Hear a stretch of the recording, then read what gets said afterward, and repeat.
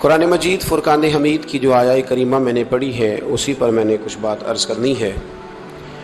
جمعۃ الوداع کے موقع پر بزرگ فرماتے ہیں کہ وہ پیغام جو بہت زیادہ ضروری ہو وہ قوم تک پہنچانا چاہیے۔ تو ایک پیغام ہے جو بڑا ہی ضروری ہے، جس پر دین کا مدار ہے، دین کی بنیاد ہے، جو اصل دین ہے، روح دین ہے، مغز قرآن ہے، اور وہ ہے میرے رسول کریم کی محبت، نبی پاک کی تعظیم، حضور کی توقیر۔ وقت گزرتا جا رہا ہے، اب لوگ سمجھتے ہیں کہ سنجیدہ آدمی شاید وہ ہوتا ہے جو بڑی پابندی سے نماز پڑھے، روزہ رکھے، زکوٰۃ دے، حج کرے، لیکن نعت کی بات کرنا، نبی پاک کی بات کرنا، حضور کے لیے پیار کی بات کرنا، میں نماز پڑھ تو رہا ہوں، روزہ رکھ تو رہا ہوں، خدا کے بندے یہ یاد رکھیں کہ جب تک بانی اسلام صلی اللہ علیہ وسلم کے ساتھ آپ کا قلبی رشتہ نہیں نہ ہوگا، آپ نماز پڑھیں گے ضرور پر آپ کا دل نہیں لگے گا، آپ تلاوت کریں گے ضرور لیکن کچھ چیزیں بوجھ محسوس ہوں گی، مشکل ہوگا وہ کام کرنا۔ جب پیار ہو جاتا ہے نا تو پھر انسان کی طبیعت کا مزاج بدل جاتا ہے، بیٹے ادھر ہی رہیں گے، بیٹی اپنے گھر چلی جائے گی، تو کئی دفعہ بیٹی غلطی بھی کرتی ہے، بیٹے کو مار بھی دیتی ہے، تو ابا پھر بھی اس کو ڈانٹتا ڈپٹتا، کیوں؟ اس لیے کہ بیٹی سے پیار زیادہ ہے، بیٹی سے۔ وہ الگ بات ہے کہ ہمیں غلط فلسفہ بھی بیان کرتے ہیں کہ اس نے اپنے گھر چلے جانا، اس لیے میں کچھ نہیں کہتا، بھی اپنے گھر بھی صحیح ہو کے جائے تو بہتر ہے، لیکن اس سے پیار ہوتا ہے تو اس پر غصہ نہیں آتا، یہ مزاج ہے۔ محبوب پر غصہ، محبوب کی طرف سے کوئی مشکل حکم بھی ملے تو اس پر عمل کرنا پھر مشکل نہیں ہوتا۔ قرآن مجید نے ترتیب بیان کی، فرمایا ترتیب یہ ہے کہ لِتُؤْمِنُوا بِاللَّهِ وَرَسُولِهِ، فرمایا اللہ اور اس کے رسول پر ایمان لاؤ، وَتُوَزِّرُوهُ وَتُوَقِّرُوهُ، پھر اس نبی پاک کی تعظیم کرو اور توقیر کرو۔ یہ قرآن مجید کی ترتیب ہے، کسی شاعر کا تخیل نہیں، اس کو یاد رکھ لیں، اس کو سمجھ لیں، یہ مدار ایمان ہے۔ لِتُؤْمِنُوا بِاللَّهِ وَرَسُولِهِ، تاکہ اللہ اور اس کے رسول پر ایمان لائیں، وَتُوَزِّرُوهُ وَتُوَقِّرُوهُ، پھر نبی پاک کی تعظیم کرے اور خوب توقیر کرے رسول پاک کی۔ پھر فرمایا وَتُسَبِّحُوهُ بُكْرَةً وَأَصِيلًا، اب صبح و شام اللہ کی پاکی بیان کریں، اب صبح و شام اللہ کی پاکی، پہلے ایمان، پھر نبی پاک کی تعظیم، اس کے بعد ذکر تیسرے نمبر پر عبادت کا تذکرہ ہے، یعنی ایمان کے ڈائریکٹ بعد عبادت نہیں، ایمان کے بعد حضور کی محبت ہے۔ جب محبت ہوگی تو عبادت کرنا ویسے ہی بڑا آسان ہو جائے، جب رسول اللہ صلی اللہ علیہ وسلم کی غلامی ہوگی تو عبادت کرنا ویسے ہی بڑا آسان۔ علامہ اقبال کہتے ہیں میں نے سارا دین پڑھا ہے، سارا قرآن پڑھا ہے،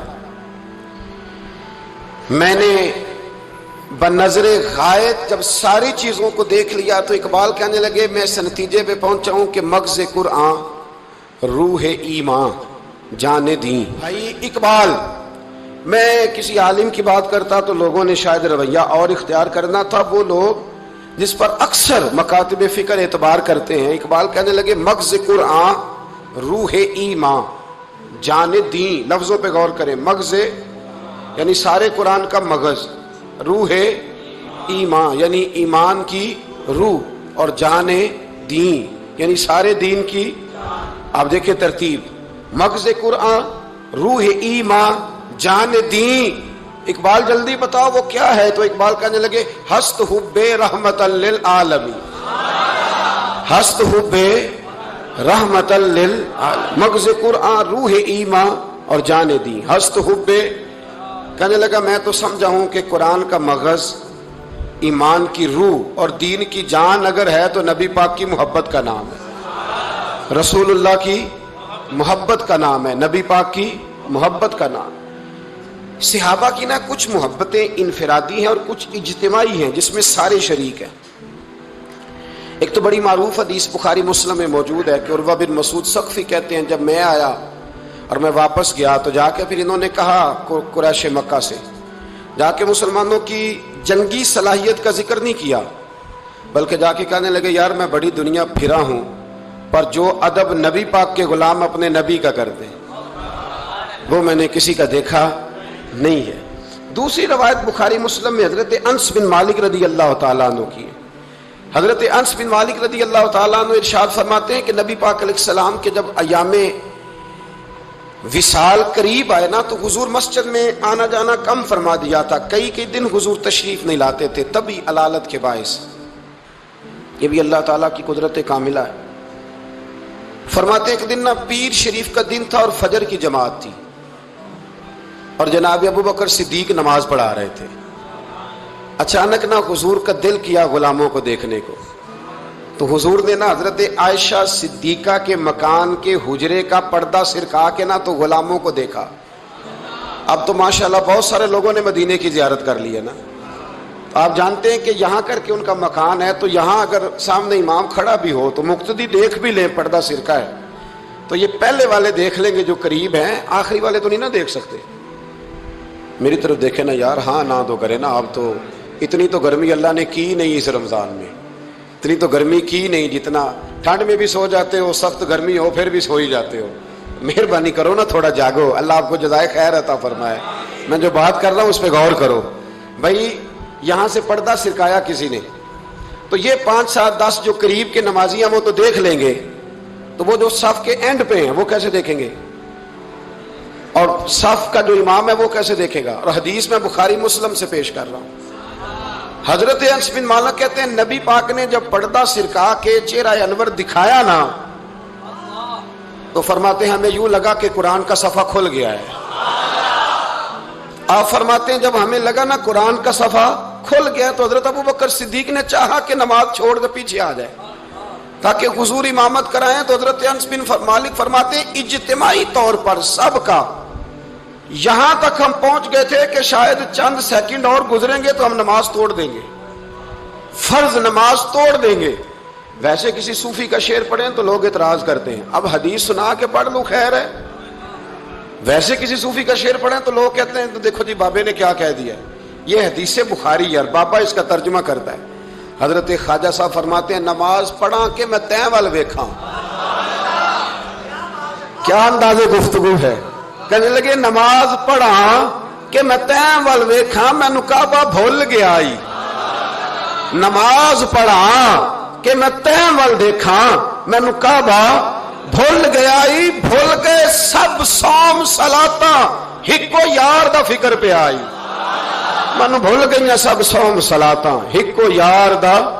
نماز پڑھا کہ میں تیں وال ویکھاں, میں کعبہ بھول گیا آئی. اب اعلیٰ حضرت کی بھی ایک بات کر لیں. فاضل بریلوی فرمانے لگے حاجیو آؤ شہنشاہ کا روضہ دیکھو, کعبہ تو دیکھ چکے اب کعبے کا بھی کعبہ دیکھو. تو حضرت انس بن مالک رضی اللہ تعالیٰ عنہ فرماتے قریب تھا کہ نماز ٹوٹ جاتی, نماز ٹوٹ جاتی. تو رسول پاک پہلے مسکرائے, پھر حضور نے وہیں سے اشارہ کیا کہ نہیں نماز مکمل کرو. اب ایک مسئلہ شرعی یہ بھی سن لے کہ نماز میں لقمہ وہ دے گا جو نماز میں شامل ہوگا. جو ٹوٹیوں پہ بھی وضو کر رہا ہے وہ لقمہ نہیں دے گا, اور اگر امام نے قبول کر لیا تو نماز ٹوٹ جائے گی.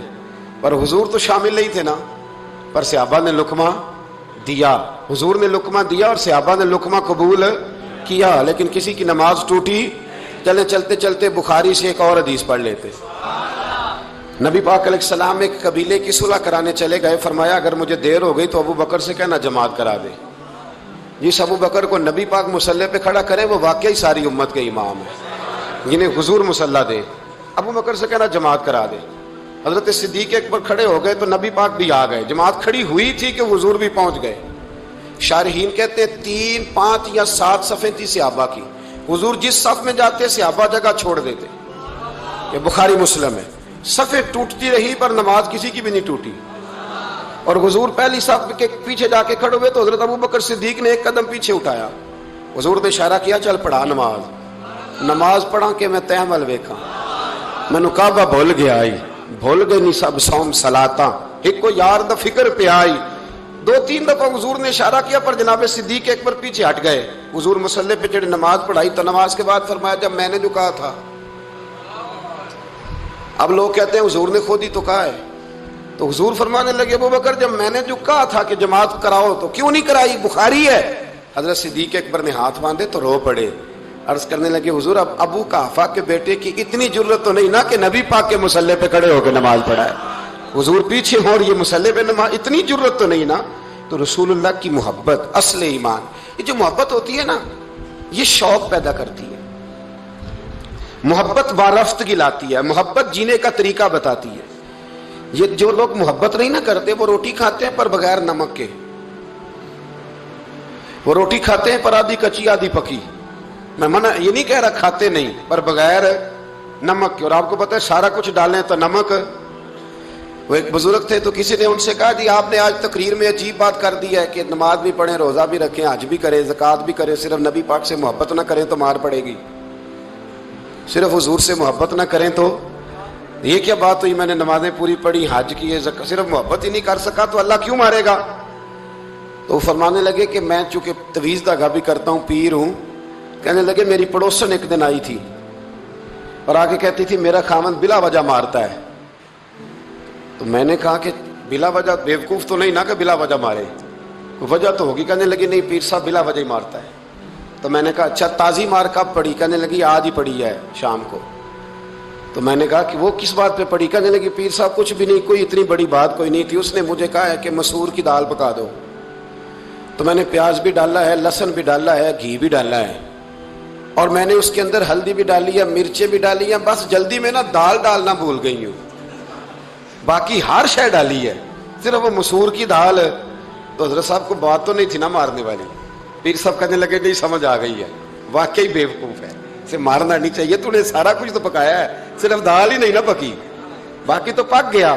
تو فرمانے لگے یہ جو لوگ ہیں نا یہ بھی جلدی میں نا نماز پڑھ لیتے ہیں، روزہ رکھ لیتے ہیں، حج کر لیتے ہیں، زکوٰۃ دے دیتے ہیں، پر محبت رسول کی دال ڈالنا بھول جاتے ہیں۔ تو اللہ کہتا ہے جو اصل کام تھا وہ تو رہ گیا، مغز قرآن روح ایمان جان دی ہست حب رحمت للعالمین۔ نبی پاک سے ذاتی دلچسپی، شوق، ذوق، پیار، وارفتگی، آپ کا نا دل کرے حضور کا ذکر کرنے، اور جب آپ نبی کریم علیہ السلام کا نام لے تو پتہ چلے کسی خاص الخاص کا ذکر کیا جا رہا ہے۔ آپ کے چہرے کے تاثرات بتائیں کہ آپ کو مصطفیٰ کریم سے بڑا پیار ہے۔ آپ نعت سنیں تو آپ کا دل لگے، جمے، شوق ہو۔ آپ مدینہ، ایک صاحب آئے مدینہ شریف سے مجھے ملنے کے لیے، واپس آئے تو کہنے لگے حضرت صاحب آپ میں نے ارادہ کیا ہے غریبوں کی مدد کروں گا، یتیموں کی مدد کروں گا، عمرہ میں نے کر لیا۔ میں نے کہا یار یہ بات تیری ٹھیک ہے، نفلی حج عمرے سے بہتر تھا غریب کی مدد کرتا، پر تو یہ نہ کہے کہ میں نے اب جانا نہیں، یہ اچھا نہیں لگتا۔ تو کہے کہ اللہ مجھے بار بار لے جائے، ہر بار لے جائے۔ وہ تو فلسفہ جو بیان کر رہا ہے وہ ٹھیک ہے، لیکن جو محبت والے معاملات ہیں نا ان میں کوئی کمپرومائز ہو سکتا؟ حضور سے محبت، حضرت ابوبکر صدیق کے ابا جی کلمہ پڑھ گئے تھے جب مکہ فتح ہوا نا، تو حضرت ابو قحافہ نے کلمہ پڑھا۔ اب وہ مدینہ مکہ مکرمہ میں نبی پاک کی بارگاہ میں کلمہ پڑھنے حاضر ہوئے۔ جناب صدیق اکبر بڑے راضی تھے، ان کے بچے بھی مسلمان تھے، بچیاں بھی مسلمان تھی، پوتے بھی مسلمان تھے، نواسے بھی مسلمان تھے۔ حضرت صدیق اکبر آج بڑے راضی ہیں کہ دیکھو میرے ابا جی بھی کلمہ پڑھ گئے، بڑے راضی، بڑے راضی، اور اتنے راضی کہ کبھی یہاں بیٹھتے، کبھی وہاں بیٹھتے، کبھی حضرت علی کو بتاتے، کبھی حضرت طلحہ کو بتاتے، کبھی حضرت زبیر کو بتاتے، کبھی عمر فاروق کو، کبھی عثمان غنی۔ یار دیکھا تم نے، اللہ نے کرم کیا، میرے ابا جی بھی مسلمان ہو گئے، اب میری 4 نسلیں حضور کی غلام بن گئی ہیں۔ کیا بات ہے! جب ان کی کیفیت دیکھی نا، قلبی کیفیت، تو نبی کریم صلی اللہ علیہ وسلم نے کہا ابو بکر تمہیں مبارک ہو، تمہارے والد بھی مسلمان ہو گئے۔ جب کہا نا مبارک ہو تو صدیق اکبر رو پڑے، اٹھ کے حضور کے قریب گئے، نبی پاک کا دست مبارک پکڑ کے چوم لیا، عرض کرنے لگے یا رسول اللہ مجھے اللہ کی عزت کی قسم، میرا باپ مسلمان ہوا ہے، میرے کلیجے میں پھول کھل رہے ہیں، دل ٹھنڈا ہو گیا ہے، لیکن حضور میں قسم اٹھا کے کہتا ہوں اگر آپ کے چچاؤں میں سے کوئی کلمہ پڑھ لیتا نا تو مجھے اپنے باپ کے کلمہ پڑھنے سے زیادہ خوشی ہونی تھی۔ اگر آپ کے چچاؤں میں سے کوئی، نہیں سمجھ آئی آپ کو میری بات، اگر ان میں سے کوئی، ابو لہب، ابو سفیان، ابو طالب، اور ان سب میں سے کوئی شخص کلمہ پڑھتا، آج مسلمان ہوتا، تو مجھے زیادہ خوشی ہوتی۔ نبی کریم صلی اللہ علیہ وسلم نے جب ان کی طرف غور سے دیکھا تو عرض کرنے لگا یا رسول اللہ صلی اللہ تعالی علیہ وسلم، اصل بات یہ ہے کہ جب اگر چچاؤں میں سے کوئی کلمہ پڑھتا تو آپ نے زیادہ راضی ہونا تھا، اور حضور مجھے اپنے راضی ہونے سے آپ کا راضی ہونا زیادہ اچھا لگتا ہے. آپ کی رضا، آپ کی طبیعت. یارو ہم لوگ پتہ کہتے ہیں میں جی بڑا اصول پسند ہوں جی، میں سیدھا سیدھا چلتا ہوں. بھئی اصول پسند اور ہوتا ہے، محبت والا اور ہوتا ہے. ایک اقرا بن حابس رضی اللہ تعالیٰ عنہ کہتے ہیں میں نے ایک دن عرض کی یا رسول اللہ آپ بچوں سے بڑا پیار کرتے ہیں، میں تو نہیں کرتا، میں تو ذرا کھینچ کے رکھتا ہوں، ڈانٹ کے رکھتا ہوں. تو حضور فرمانے لگے تیرے دل سے اگر اللہ نے رحمت کو کھینچ لیا ہے تو میں کیا کروں، مجھے تو اس نے رحمت للعالمین بنایا ہے. اصول پسندی اور ہوتی ہے اور محبت اور ہوتی ہے، ان دونوں میں فرق ہوتا ہے. ہم لوگ کہتے ہیں جی میں اصول پسند ہوں جی، پابندی سے نماز پڑھتا ہوں، روزہ سیدھا سیدھا چلتا ہوں جی، میں اس چکر میں نہیں پڑھتا کہ میں غلامی کروں، میں محبت کروں، میں نعت پڑھوں، میں محفل میں جاؤں، یہ کام میں نہیں کرتا. حضرت عمر فاروق رضی اللہ تعالیٰ عنہ سے بڑا تو اصول پسند کوئی نہیں نہ ہوگا. یعنی بہت بڑا چودھری بھی اگر اپنی گلی کے اندر، حضرت ابو سفیان جیسے لوگ مسلمان ہو گئے، کلمہ پڑھ لیا، اور جناب ابو سفیان رضی اللہ تعالیٰ عنہ نے اپنے گھر کے اندر نہ تھوڑی سی سامنے اینٹیں رکھ کے جگہ بنا لی، تو حضرت عمر کو پتہ چلا تو فرمایا جیسے بنائی ہے ویسے وہ کھیڑو بھی، آپ نے لوگوں کا رستہ تنگ کر دیا. اصول پسند آدمی، اصول کی بات آئے تو بیٹے کو بھی معافی نہیں، کسی کو معافی نہیں، بڑے اصول پسند تھے. ایک دن لوگوں نے کہا عمر تو بڑا اصول پسند ہے، پر یہ مسجد نبی کی گلی میں جو نبی پاک کے چچا حضرت عباس کا پرنالہ لگا ہوا ہے اور وہ سب لوگوں کے کپڑے کیچڑ سے بھر دیتا ہے، وہ پرنالہ نہیں نظر آتا گلی میں لگا ہے. اب تو ہمارے پرنالے اور طرح کے ہیں نا، تو جو حرم شریف میں آپ میزاب رحمت ہے وہ دیکھا نا آپ نے، وہ پرانے زمانے میں جو لوہے کے پرنالے ہوتے تھے تو وہ واقعی پوری گلی جو تھی نا وہ گزر کوئی نہیں سکتا تھا، اتنا اچھا شاور ہوتا ہی کوئی نہیں تھا جتنا وہ ہوتا تھا. وہ بڑا تگڑا قسم کا پرنالہ ہوتا تھا تو کوئی شے نہیں گزر سکتی تھی بڑی دیر تک. بارش کے رکنے کے بعد بھی ساری چھت سے جب تک پوری مٹی اور پوری توڑی ساری نہیں نا اتر جاتی تھی تب تک وہ پرنالہ نہیں سانس لیتا تھا، تو پرنالہ بہتا تھا. اور وہاں سے بڑا مین گلی تھی مسجد کو آنے کی، لوگوں کے کپڑے آلودہ ہو جاتے. ایک دن لوگوں نے حضرت عمر سے کہا یہ پرنالہ نہیں نظر آتا، یہ نہیں اصول پسندی. تو جناب عمر فاروق رضی اللہ تعالیٰ عنہ فرمانے لگے اتار دیتے ہیں پرنالہ، یہ بھی اصول پسندی ہے، اتارتے ہیں. حضرت عمر فاروق نہ گئے، اور شارحین نے لکھا ہے کہ اونٹ کے اوپر بیٹھ کر آپ نے یوں پکڑ کے نا پرنالہ کھینچا، اور جناب عباس کے گھر والوں سے فرمانے لگے 4 کونے ہوتے ہیں گھر کے، چھت کے 4 کونے ہیں، کسی اور میں لگا لو پرنالہ، کو ضروری ہے کہ نمازیوں والی گلی پہ لگایا جائے. یہ کہہ کے آ گئے، کسی کی ضرورت ہی بات کرے. حضرت عباس آئے تو لوگوں نے آ کے کہا کہ عمر نے پرنالہ کھیڑ دیا اور فرمایا کہ 4 کونے کہیں اور لگا لو. تو حضرت عباس مسکرائے. لوگوں نے کہا مسکراتے کیوں ہو؟ فرمانے لگے کوئی مسئلہ نہیں، عمر خود آ کے لگا کے جائے گا، جیسے وہ کھیڑا ہے ویسے. لوگوں نے کہا وہ عمر ہے، عمر کو بدلنا اور اس کی بات کو بدلنا اور اتنی جرت کہ وہ لگا کے جائے، جس بندے کو دیکھ کے شیطان گلی کا رستہ بدل جاتا ہے، آپ اس کی بات کر رہے ہیں. فرمایا میں نے کہہ دیا نا عمر لگائے گا، تو انشاءاللہ عمر لگائے گا. حضرت عباس مسجد میں آئے، نماز پڑھی تو کہتے میں نے بات چھیڑی دی. عمر خود کہنے لگے کہ حضور آپ سے تو امید نہیں تھی. حضرت عباس سے کہنے لگے بھئی جگہ بھی ہے، 4 کونے ہوتے ہیں گھر میں، کو ضروری ہے اسی کونے پہ لگے جہاں سے نمازی گزرتے ہیں. یہ بخاری مسلم کی حدیث ہے. حضرت عباس کہنے لگے عمر 4 کونے ہیں، میرے پاس جگہ بھی ہے پرنالے کی، میں نے بھی کئی دفعہ سوچا تھا وہ کھیڑ دوں، اور میں بھی اسی گلی سے گزرتا ہوں، میرے کپڑوں میں بھی کیچڑ بڑی دفعہ پڑا ہے، پر مجبوری یہ ہے وہ کھیڑ اس لیے نہیں سکتا کہ یہ پرنالہ میرے نبی کریم نے اپنے دستے مبارک سے لگایا تھا. فرمایا میں مکان بنا رہا تھا، چھت بنا رہا تھا، تو حضور اچانک آ گئے، اور کئی لوگ گواہ ہیں اس کے. رسول کریم تشریف لائے اور نبی پاک علیہ السلام نے فرمایا لاؤ چچا تھوڑا میں بھی کرتا ہوں، اور پھر میرے نبی کریم صلی اللہ تعالی علیہ وسلم نے اپنے دستے مبارک سے یہ پرنالہ لگایا تھا. کئی دفعہ سوچا وہ کھیڑ دوں، پھر سوچتا ہوں حضور نے لگایا تھا. لیکن چلو اب تو علت پائی گئی، اب تو سمجھ آ گئی، اصول بن گیا، اب تو اصول بن گیا نا، تو ٹھیک ہے آپ اب اس طرح کریں، وہ کھیڑ دیا تو ٹھیک ہے. جناب کہنے لگے پہلے کیوں نہیں بتایا؟ بھئی وہ نمازیوں پہ چیٹے پڑتے ہیں، گلی کا رستہ ہے. فرمایا رس پڑتے ہیں تو پڑھتے رہے، آپ نے بتایا کیوں نہیں؟ حضرت جناب عباس کہنے لگے کہ آپ کا کیا خیال ہے کہ میں یہ کروں گا کہ لوگوں پہ چھینٹے پڑے اور مجھے پرواہ نہ ہو؟ حضور نے لگایا تھا. حضرت عمر فاروق نے نا جناب عباس کا بازو تھاما तन तंदूर ते हड्डां दा बालन। बाजू थामा और थाम के ना उसी जगह ले गए जहां परनाला खेड़ा था। पहले तो ऊंट पे चढ़ के लगाया था ना, तो अब कहने लगे हजरत अब्बास से कि आप ना मेरे कंधों पे चढ़ जाए, मेरे कंधों पे तन तंदूर ते हड्डां दा बालन। असी हावां नाल तपाया, कप कप मुक्कियां पेड़े कीते, उत्तों इश्क पले थल लाया, तन दा सालन ते मन दी हांडी, लून सबर दा पाया। गुलाम फरीदा वे मैं सारी तेरी, तेनू अजे यकीन नहीं आया? फरमाया खुद लगाइए। हजरत अब्बास रदी अल्लाह तआला अन्हु वो परनाला लगा के उतरे तो हजरत अब्बास भी रो रहे थे और जनाब उमर भी रो रहे थे, आंखों में आंसू थे। फरमाया हम ये नहीं देखेंगे कि इल्लत क्या है, वजह क्या है, हम तो ये देखेंगे कि रसूलुल्लाह की निस्बत क्या है। नबी करीम अलैहिस्सलाम के दस्ते मुबारक लग गए, सारी वजूहात खत्म हो गई। अब जिसके कपड़ों में पानी पड़ता है पड़े, जिसको तकलीफ होती है हो, लेकिन चूंकि ये रसूल पाक सल्लल्लाहु अलैहि वसल्लम ने दस्ते मुबारक से लगाया है, तो मिजाज ये है कि जहां बात आएगी जाते रिसालत की, वहां बाकी के कानून छोड़ दिए जाएंगे, वहां बाकी के मामलात छोड़े जाएंगे, वहां तकल्लुफ से निकला जाए। और ये मोहब्बत ना बड़ी जल्दी शुरू कर लेनी चाहिए। तवज्जो है मेरी बात पर? मोहब्बत का जुमला बड़ा बदनाम हो गया है, लोगों ने हवस के रिश्ते का नाम मोहब्बत रख दिया है। मैंने कह दिया जो कहना था। अब तो मोहब्बत का फिक्रा जो है वो ऐसी जगह फिट किया जाता है जहां से ना फिट करते हुए समझ नहीं आती कि ये क्या कह रहा है।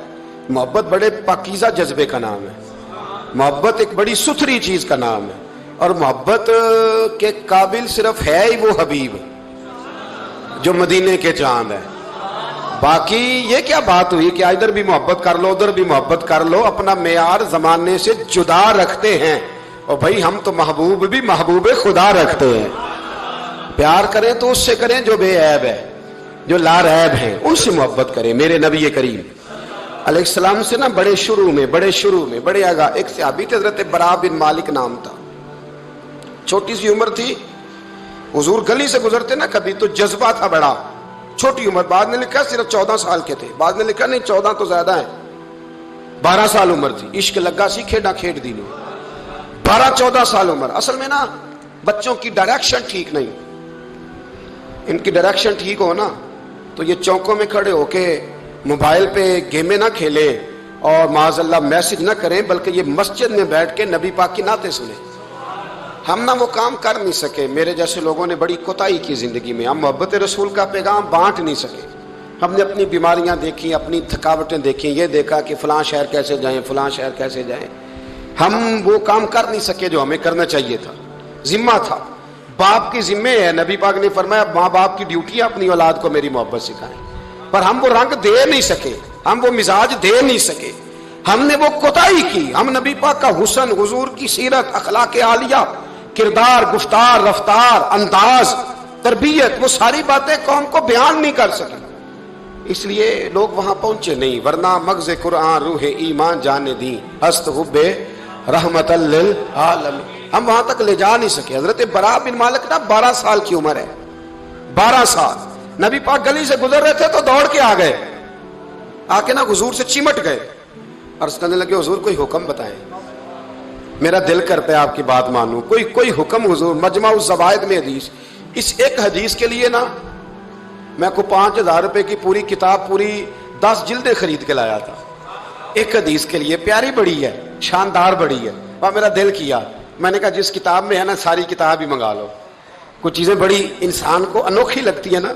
हजरत बरा बिन मालिक रदी अल्लाह, छोटी सी उम्र है, हुजूर से लिपट गए तो हुजूर ने फरमाया बेटे क्या हुआ? अर्ज करने लगे हुजूर कोई हुक्म बताए, मेरा भी दिल करता है अमल करूं। तो हुजूर ना छोटे छोटे काम बताते हैं दुकान से, ये बच्चों को यही बताना होता है ना, दुकान से ले आ, ये कर दे, फलां को बुला ले। लेकिन हुजूर उनकी गैर मौजूदगी में उनका जिक्र बड़ा करते। एक दिन कुछ लोग कहने लगे हुजूर बड़ा जिक्र करते हैं पर वो करता तो छोटे मोटे काम है बच्चा। तो नबी पाक ने एक दिन इरादा किया कि इनको तजर्बा ना कराएं कि वो प्यार कितना करता है। रसूल करीम फरमाने लगे मैं जो कहूंगा करोगे? हुजूर करूंगा। फरमाया जाओ अपने बाप की गर्दन काट के लाओ। किसकी जी? बात तो मोहब्बत की हो रही है, कड़वी सी बात ना कर लूं, कड़वी सी तो रहने देते हैं, आपका प्रोग्राम नहीं तो छोड़ देते हैं, आगे बढ़ जाते। जरा कड़वी सी है कर लो जी। بولیے، یعنی باپ کی، ہم محبت رسول میں صرف داڑھی کی بات کرتے ہیں، کسی کی گردن کی نہیں، صرف ہم کہتے ہیں حضور سے محبت ہے تو میں نے کہا تھا نا کڑوی ہے، آپ نے مجھے گھورنا شروع کر دیا اور خاصا تیز گھور رہے ہیں آپ، اور خدا کے بندو یہ رسول اللہ کی سنت ہے، کسی کو نہ اچھی لگے، کسی کوئی تعریف نہ کرے، پر میرے رسول کو تو اچھی لگتی ہے کہ نہیں؟ نبی، ایک بندہ مجھے کہتا ہے داڑھی کے نام پہ لوگ تانے بڑے دیتے ہیں، داڑھی رکھی ہے تو یہ کرتا ہے، تو میں نے کہا یہ نبی پاک کے نام کا تانا ہے، اسے خوش ہو کے قبول کر، اس کا بڑا مزہ ہے، اس کو یوں سینہ کھول کے کہہ دے تانا، دے تانا۔ کبھی کبھی نا ایسا ہوتا تھا، میں پڑھتا تھا تو کبھی گزرتے تو کہتے وہ جا رہے ہیں داتا صاحب والے، وہ جا رہے ہیں غوث پاک والے، تو میں نے کہا الحمدللہ، یہ اس طرح ہمیں روز چھیڑا کرو، اس طرح روز چھیڑا کرو، ہمیں خوشی ہوتی ہے، اور یہاں بھی کہنا اور قیامت میں جا کے بھی یہی کہنا کہ یہ داتا صاحب والے ہیں، وہاں بھی کہنا کہ یہ غوث پاک والے ہیں، یہ چھیڑو ہمیں، ہم یہ چھیڑتے ہو تو ہمیں مزہ آتا ہے، یہ کہا کرو، ہمیں روز کہا کرو۔ اللہ تعالیٰ ہمیں عقیدے پر استقامت نصیب فرمائے۔ آگے بڑھتا ہوں، بات مکمل کرتا ہوں۔ حضرت برا بن مالک رضی اللہ تعالیٰ عنہ نا، حضور نے فرمایا جب اپنے ابا کا سر کاٹ کے لا، تو وہ دوڑے۔ ایک روایت میں ہے کہ مولا علی کے گلے میں تلوار لٹک رہی تھی، یوں کھینچی، اور اس نے جذبات سے دوڑے کہ حضور نے فرمایا اسے پکڑ لو ورنہ یہ گردن کاٹ بھی لائے گا، پکڑ لو اسے ورنہ یہ کاٹ دے گا۔